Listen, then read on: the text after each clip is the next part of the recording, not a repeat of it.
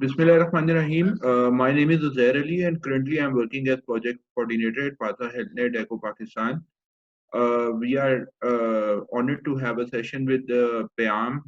I would like to hand over the mic to Dr. Amna, who is the Echo facilitator and project lead Payam as well. Dr. Amna, I would be moderating the session with you, so mic is over to you, please, ma'am. Thank you very much. I think we should wait for a few minutes as people are joining in. So I will wait for 2 minutes and then we will start.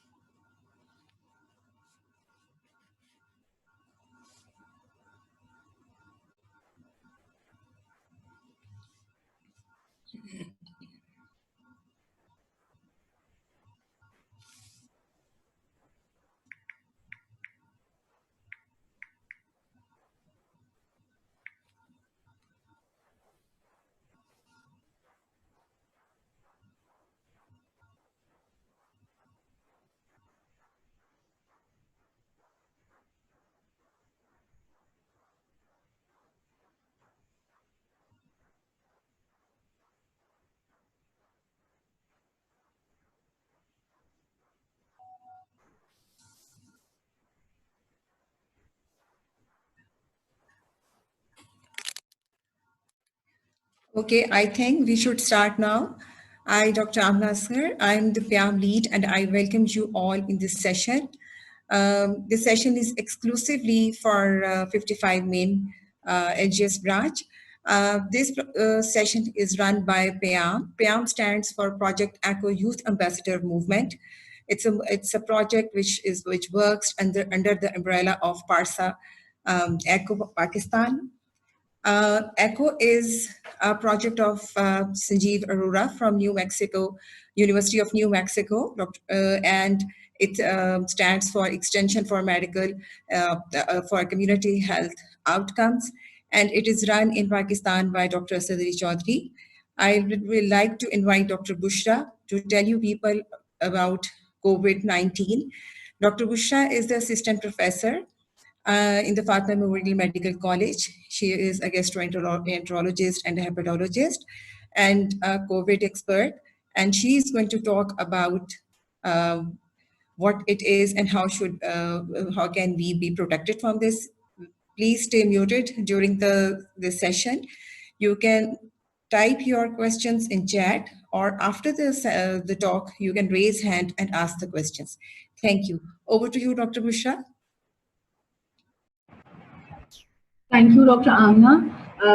I would like to welcome everybody to this small talk on awareness regarding COVID-19. I'm going to start sharing my screen now. I hope everybody can see my slides.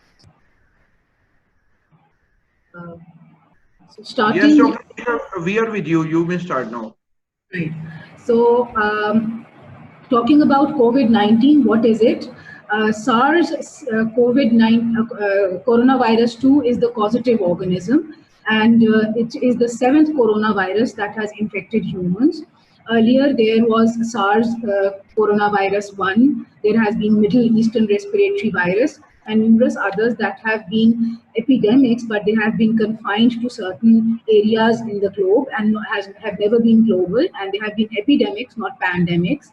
COVID-19 is the disease that is caused by coronavirus, and that is the SARS coronavirus 2 virus causes COVID-19. So the disease is COVID-19, the virus is SARS coronavirus 2. Now, how does it get transmitted? Earlier on, this must have been in the late 2019 when the virus jumped from bats and pangolins to man. Once man had acquired the infection, the virus underwent adaptations in undetected human-to-human transmissions. And this transmission was by respiratory droplet infection. By the time it was late November or early December, the species jump had occurred to such an extent that the infection reached alarming levels in December 2019 and January 2020, and it has now been declared in February, it was declared as a pandemic by WHO. How does it spread? This is how it spreads. By definition, close contact as far as coronavirus disease is concerned is 6 feet or less. So if you're standing at less than 6 feet, the person next to you, if he coughs or sneezes, the droplets will land in the air and you will be inhaling the same air. You might end up getting the infection. The other possibility is by what we call transmission by fomites, in which the infected person coughs on his or her hand, and then if you shake his hands, you will be ending up with the virus getting transferred onto your hand, touching your own face with your face, nose, mouth, and eyes with that infected hand will result in transmission of infection. So there's inhalation directly of the droplets, and then there is transmission through shaking of hands and fomites. The other possibility is transmission by aerosols in the washroom. We know that the virus is excreted in the stool longer than when it is far longer than its excretion in the sputum or in the respiratory secretions. So when the infected person will flush the toilet, there is aerosol production leading to bacteria deposition of the virus all over the bathroom floor and the sink and the door handle. And let's say the person does not wash his or her hands properly by the recommended method and duration of 20 seconds, this person will be transmitting the infection to the next person who comes and uses the toilet, washes his hands, and opens the door. So this is also transmission by droplet infection by usage of common fomites. This is why it is requested that people who have COVID-19 should ideally use a separate bathroom during isolation.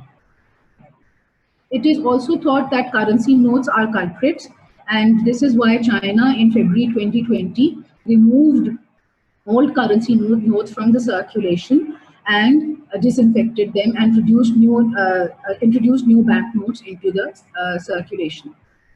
How do you protect yourself? Washing your hands with soap and water is the best method. Wash for at least 20 seconds after you've been in public or after you've blown your nose, coughed, or sneezed. If soap and water are not readily available, a hand sanitizer which contains at least 60% of alcohol, to check what hand sanitizer you people are using at home. This is an alternative to soap and water. All surfaces of your hands must be covered with hand sanitizer and rubbed together until they become dry. But make sure you do not touch your face, eyes, mouth, and nose with unwashed, possibly infected hands.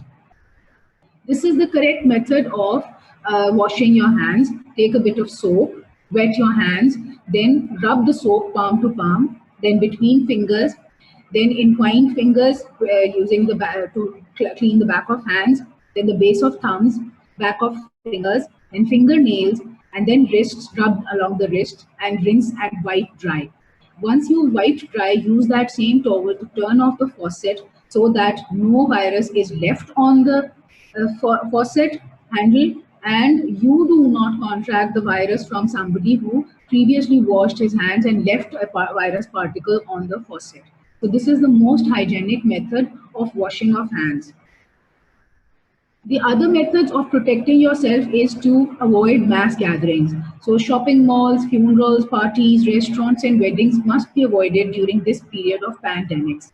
So no hugs and handshakes, better to work from home and to restrict travel to critical travel only.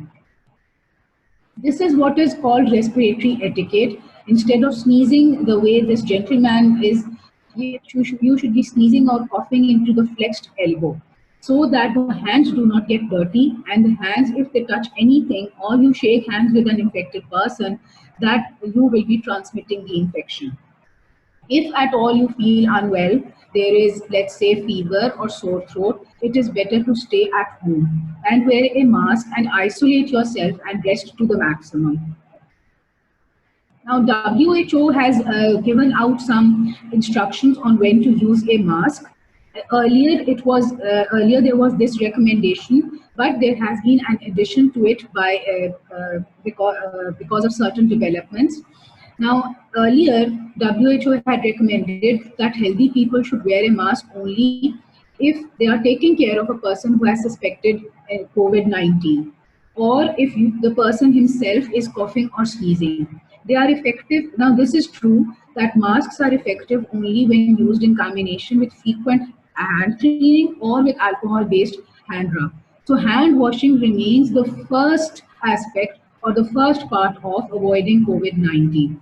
Wearing a mask comes second. So if you wear a mask, you must know how to use it and to dispose of it properly so that you do not end up getting infected instead of avoiding it. I'll tell you how that is done. But the newer development is that a face mask, even if you use a surgical mask, will be quite effective against protection from coronavirus. Now, if you look at this data, a coronavirus was detected in people who were not wearing a mask in 3 out of 10 people. Whereas in people who were wearing a surgical mask, there was no positive result at all. Now, this is about droplet particles, which are more than 5 micrometers.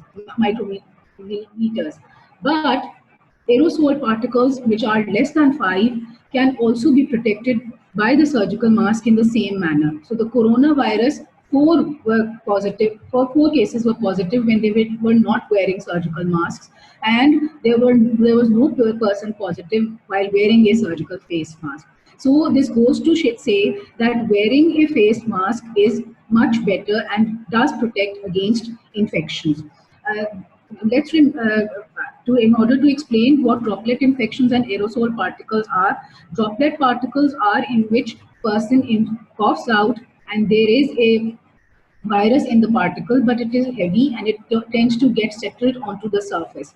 And aerosol particles are the ones which remain suspended in the air. As far as coronavirus is concerned, it is both. They are droplet particles, that is, they tend to get accumulated on the surfaces that that come in contact of the person infected, and they also tend to remain suspended in the air. So it is aerosol and droplet infection. So we have to be careful about both aspects of transmission, inhalation and also contracting infection from touching infected surfaces. Now, how to put on, use, take off and dispose of a mask. Before putting on a mask, clean your hands with alcohol-based hand rub or soap and water. Then cover the mouth and nose with the mask, but make sure there are no gaps between your face and the mask. Avoid touching the mask while using it. If you do, make sure you have cleaned your hands with alcohol-based hand rub or soap and water. Do not touch the outside of the mask. Replace the mask with a new one as soon as it is damp, and do not reuse single-use masks. Now this is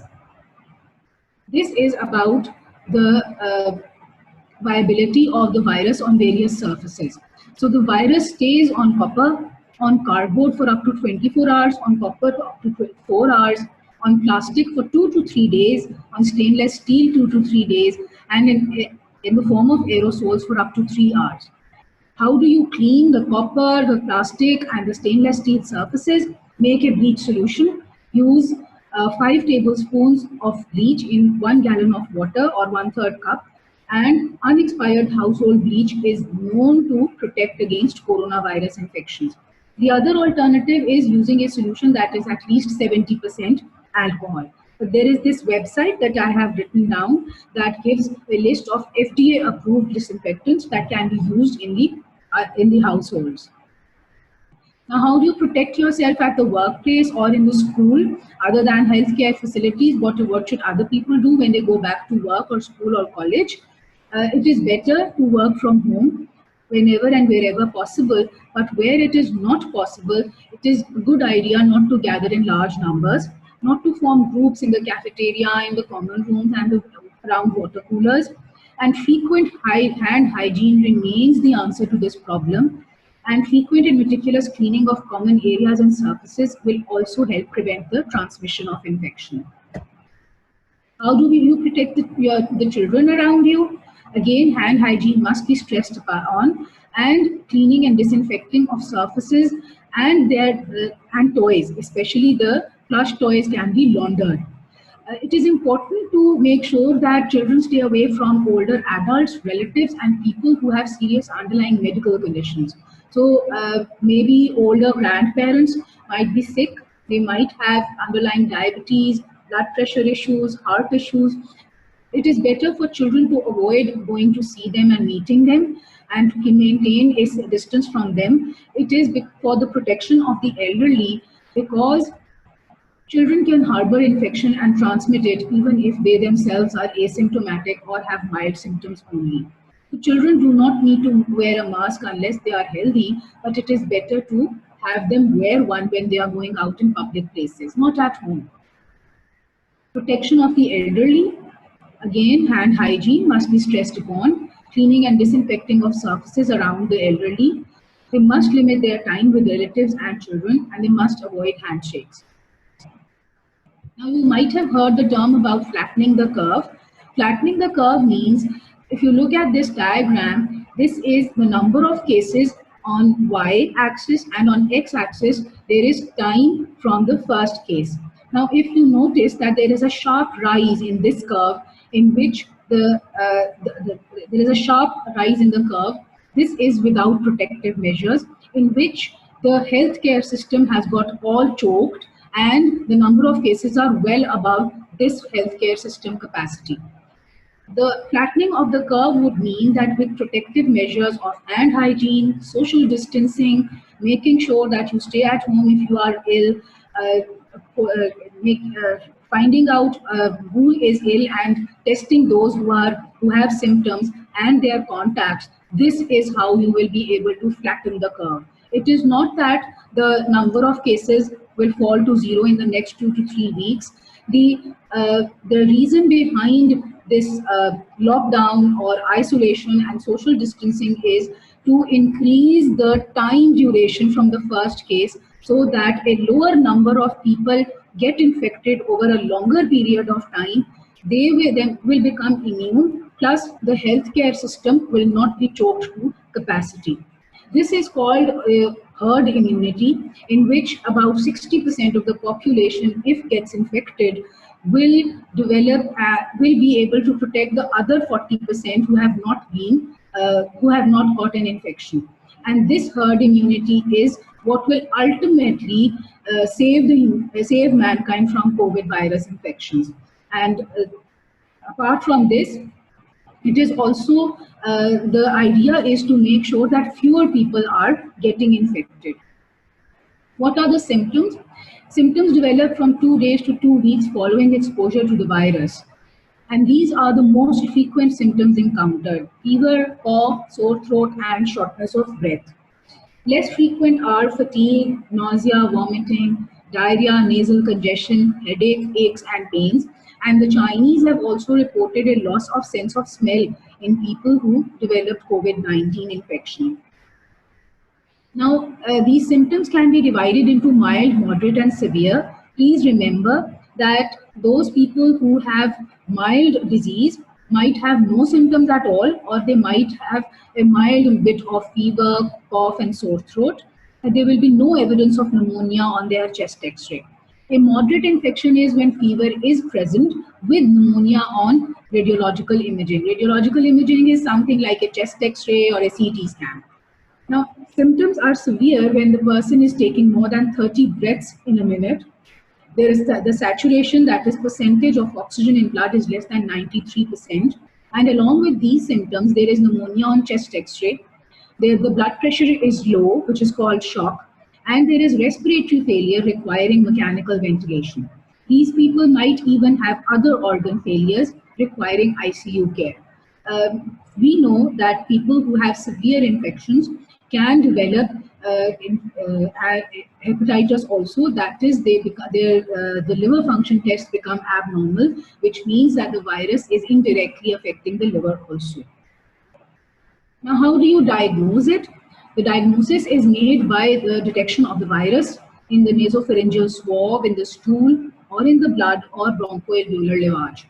Now, the tests that are being carried out are by real-time reverse transcriptase polymerase chain reaction, or called RT-PCR test, or real-time PCR test for short.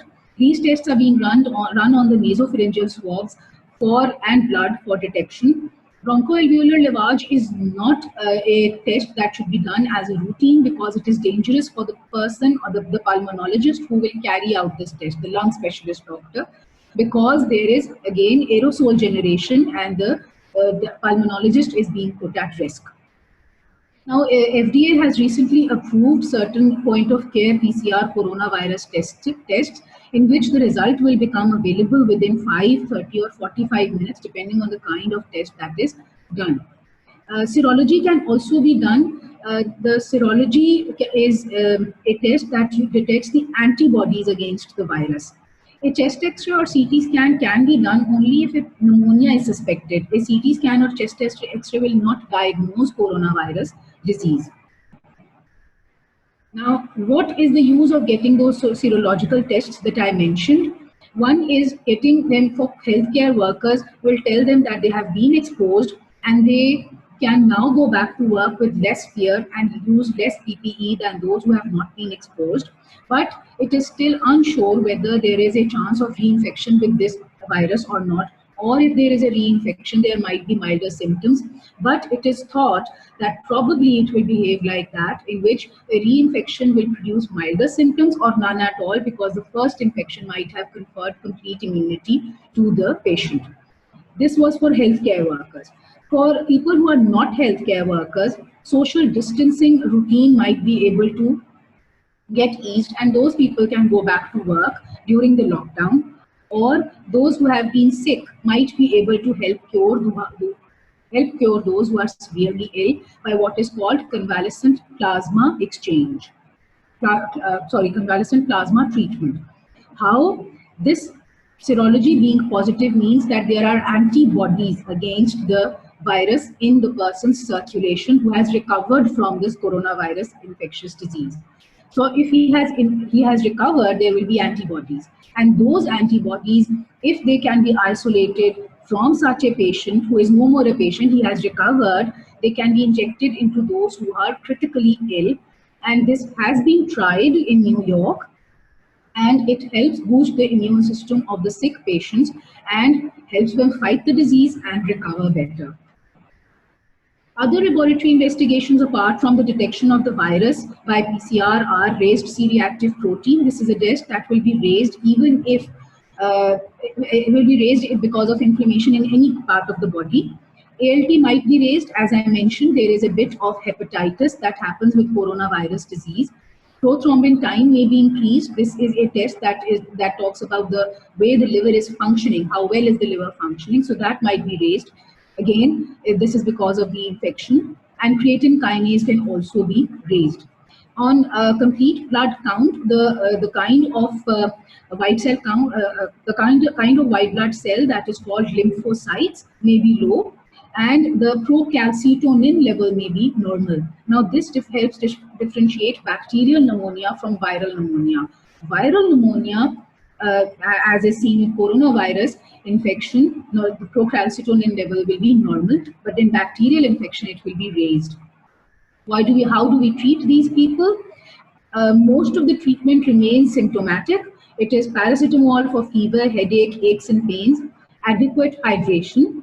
It must be maintained. But for the people who have developed severe infection, as I mentioned, hypoxia, shock, respiratory failure and multi-organ failure, they will have to be provided intensive care, and they will have to be treated according to the problems that they encounter, including mechanical ventilation. Now, treatment principles are, according to the FDA, they have allowed emergency use authorization. This is called EUA for short, from the 30th of March for use of chloroquine and hydroxychloroquine for treatment of certain patients of COVID-19. So not every patient with COVID-19 needs to be on chloroquine and hydroxychloroquine. These certain patients are the ones who are sick and they are critically ill and hospitalized, not for mild or moderate symptoms. And please remember that it does not include prophylaxis. Prophylaxis is a term that is used in the medicine world for prevention of a disease. So popping chloroquine tablets is not going to prevent the person from contracting coronavirus disease. This is why all of us have to be cautious before starting chloroquine or hydroxychloroquine. There are certain changes in the ECG or electrocardiogram, and this can be life-threatening, including the Torsades-de-Pont that is mentioned. There can be hypoglycemia, that is low blood sugar levels. There can be mental status changes, and if that person is taking other drugs, there can be drug-drug interactions also. So not every drug goes with chloroquine. And retinopathy, that is, there will be a problem with the retina, that is the inner lining of the eye through which we see. There are ongoing trials on these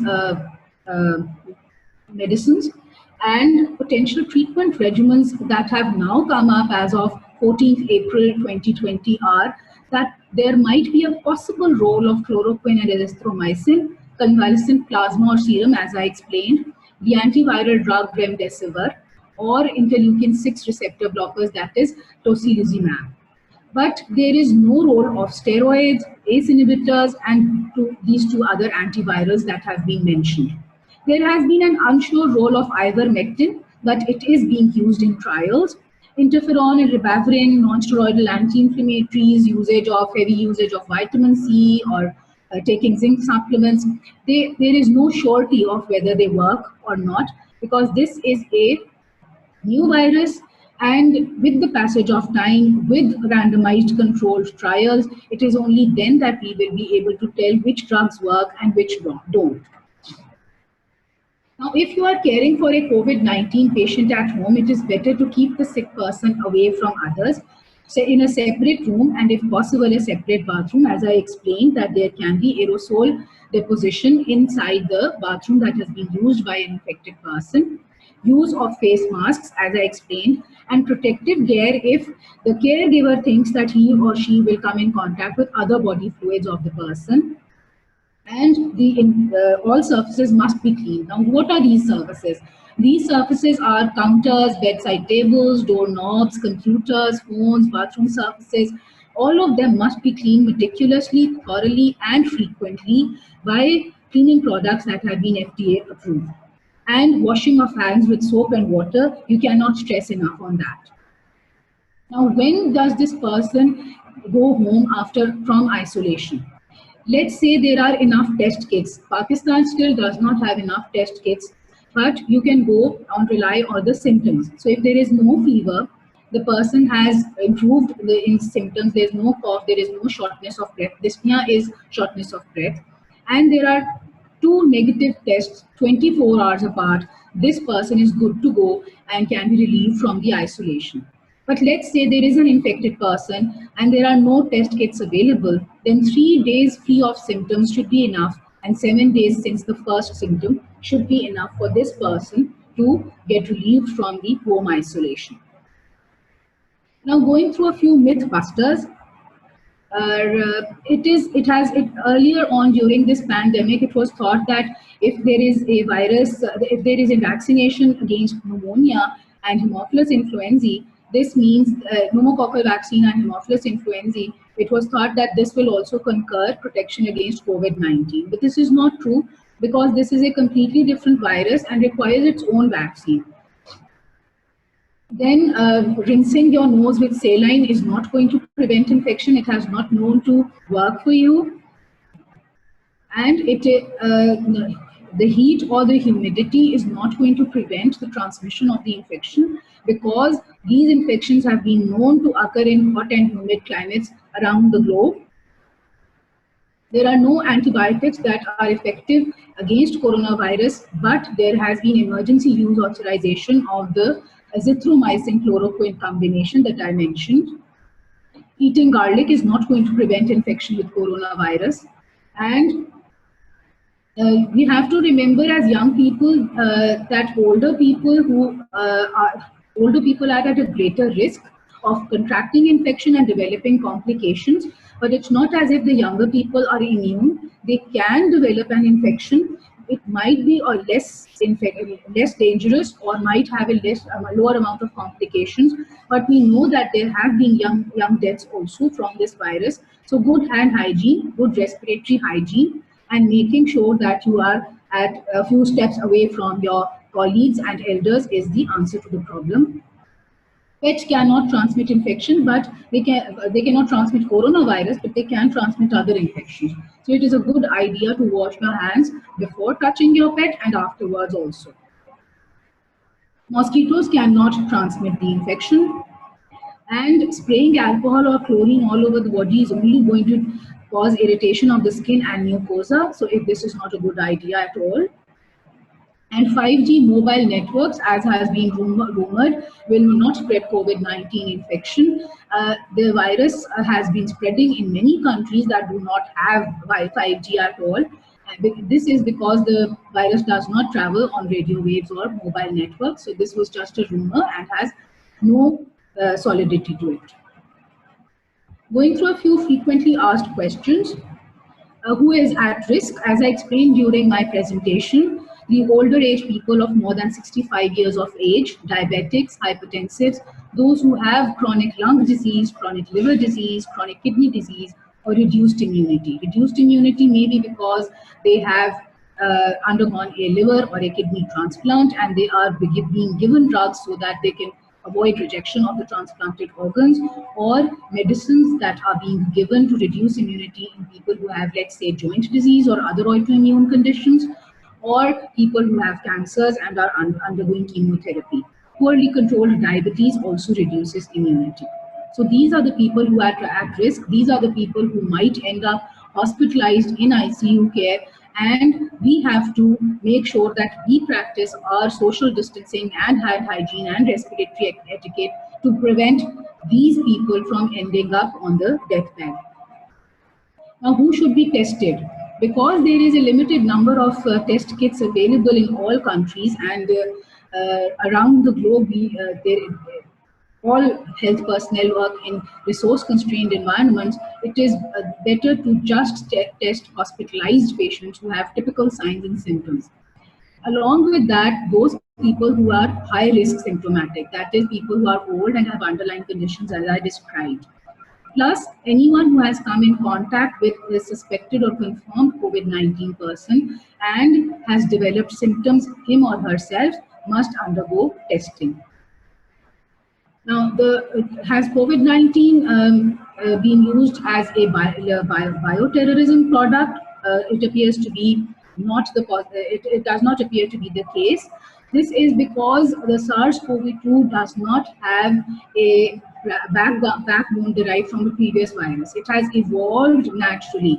So it has not been derived from any other virus, mutated maybe, and then transmitted from human to human. It has been a natural evolution from bats or pangolins to humans, and then human to human transmission. What about pregnant and nursing women? There is no data so far on whether pregnant women are at risk of illness or a more severe infection, but prevention remains better than cure. The infection does not get transmitted to the unborn baby. General precautions of hygiene and isolation must be followed. So let's say a pregnant woman gets infected. She must isolate herself in a separate room, ideally a separate bathroom. Now, this is for the pregnant woman. Once the baby is born or a nursing mother develops the infection of COVID-19, the mother can transmit the infection not through the breast milk because the virus is not transmitted or it is not secreted in milk. The infection will occur due to close contact, so it is better to use a breast pump to extract the milk and allow someone else in the household to feed the baby. You cannot ask the mother not to breastfeed because the breast milk itself will protect the baby from several other illnesses. Now, when will a vaccine become available? This is news from the 14th of April, in which there has been a collaboration agreement between Sanofi and GSK. Now, these two companies are the leading vaccine producers in the world. They decided to develop an adjuvanted vaccine for COVID-19. And Sanofi will produce the S protein COVID-19 antigen, they have the recombinant DNA technology. They've already produced an exact genetic match, while GSK will provide the pandemic adjuvant technology. Adjuvant means that there will be boosters inside the vaccine, which will boost the immunogenicity of the vaccine and will allow it to be produced in larger doses and will easily be distributed. Now, phase 1 clinical trials will begin in the second half of 2020. And the vaccine, after all the regulatory considerations, will be available in the second half of 2021. So till then, it is again around about 18 months. Until then, it remains prevention that is better than cure. And prevention is through hand hygiene, respiratory etiquette, and through social distancing. Now, these websites can be used for guidance. The first is the National Institute of Health in Pakistan. CDC or WHO can also be used. They have separate web pages for advice for public. I'm done now. Thank you very much. I think we will be taking questions now. I'm going to stop share. Thank you very much, Dr. Bushra. It was an amazing talk. I will request Ms. Kiran